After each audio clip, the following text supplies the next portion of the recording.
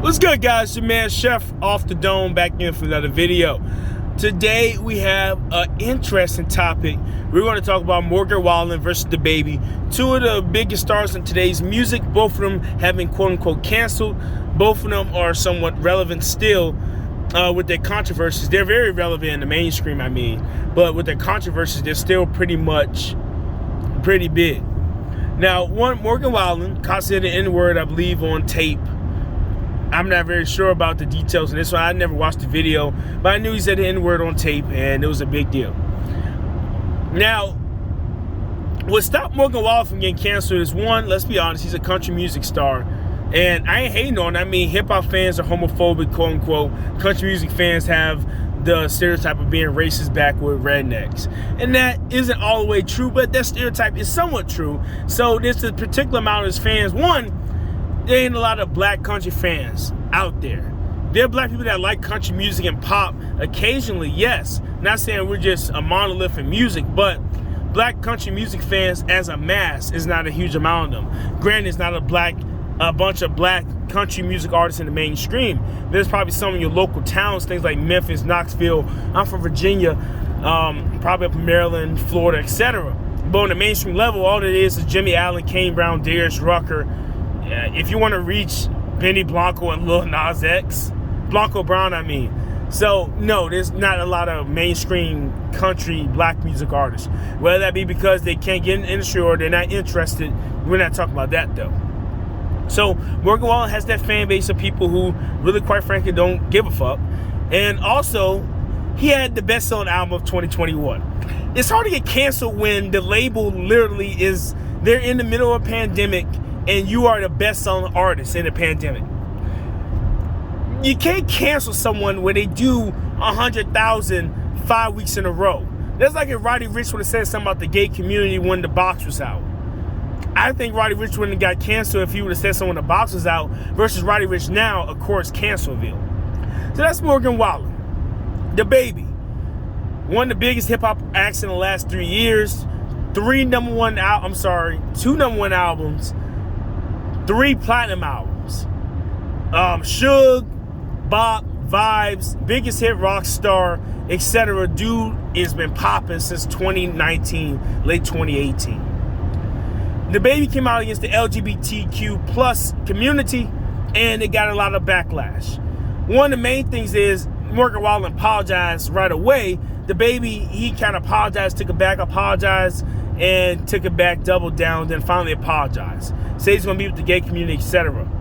I think dababy's doubling down and making his video give what it gives did hurt him more than help.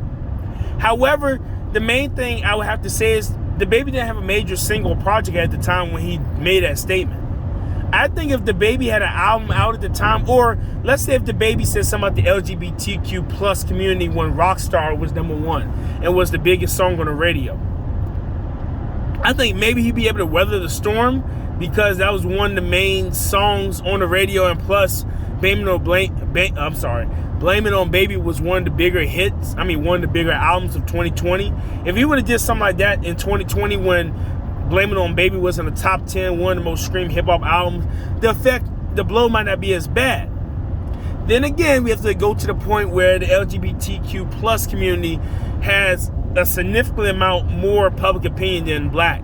Now, I understand the BLM stuff and all the Black Lives Matter stuff, but the point of the case is, it seems like you got Bill Maher, he said the N-word on TV. You got Morgan Wallen. You got Confederate flags at country music shows. You got all these incidents happening between black and white. They're able to kind of come back from it. Granted, there has to be some people that's been canceled permanently for saying the N-word, like commentators, things of that nature. But for the most part, they've been able to come back. LGBTQ plus stuff in the last 6-7 years, you say something about them, I haven't really seen anybody make a comeback from making statements of them. dababy may be one. If everything cools down, he drops the album later on this year, maybe. But I think we're past the point of no return. Levitating, the biggest hit of the year, and it took his verse office, and he doesn't get credit for that. They've pretty much erased him off the radio, pop station wise. He's still hip-hop and R&B radio, so he's not always canceled, but his pop mainstream audience is pretty much gone. Let me know in the comment section if you heard Rockstar or Sugar, any of those hits on your pop radio station lately. I haven't heard any of them. I still see him somewhat on Spotify playlisting because they haven't took off, you know, DaBaby's verse on Spotify and Pandora. You can still play it.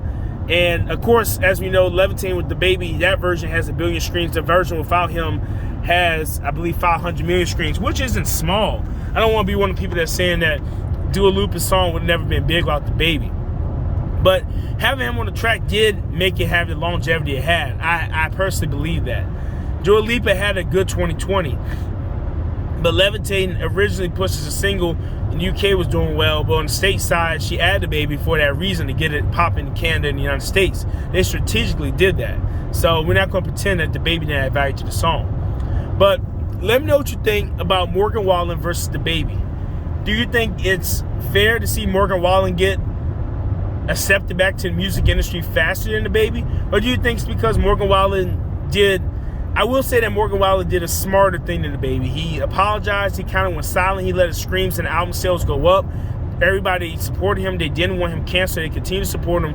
DaBaby made it hard for people to support him still because, well, he kept doing wild stuff and the Danny Lee thing came out more.